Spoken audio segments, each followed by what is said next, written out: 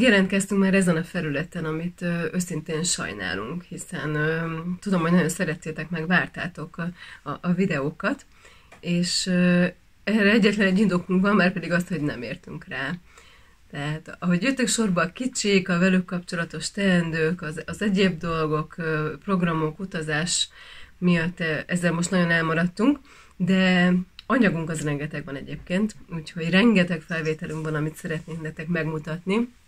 Így aztán, hogy így kirepültek az apróságok, meg a kiállítási időszakunk is lezárult, arra gondoltunk, hogy most feldolgozzuk ezeket, és megmutatjuk nektek. Próbálunk így időrendbe haladni, ezért most egy évelei, egy februári kiállításnak a videóival készülünk először. Eisenstadtba jártunk 2 fiúmacskával, akiknek szükségük volt még néhány pontra a bizonyos címek eléréséhez, így aztán elindultunk oda, és végigcsináltunk ott egy remek kiállítást. Ezt szeretnénk most megmutatni, és reméljük, hogy egy kicsit jobban bepillantotok abba, hogy mi minden történik ilyenkor velünk, és mi mindent kell csinálni a cicákkal, és hogy indulunk útnak egy ilyen helyre. Úgyhogy nézzétek, várjuk a kérdéseket, ha bármi volna, aztán érkeznek majd sorban remélhetőleg a videók, ahogy ráérünk itt télen dolgozni vele.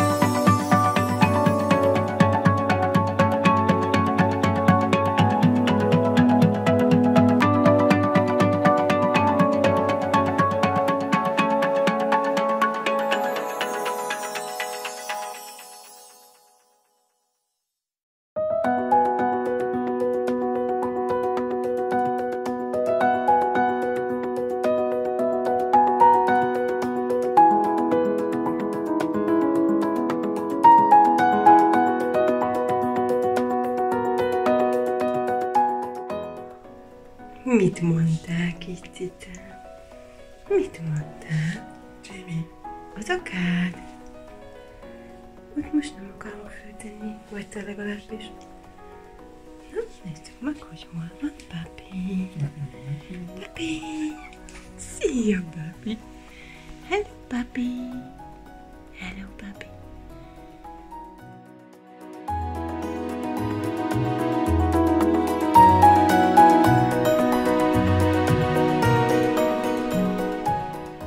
Hello, fiúk! Nézzetek meg!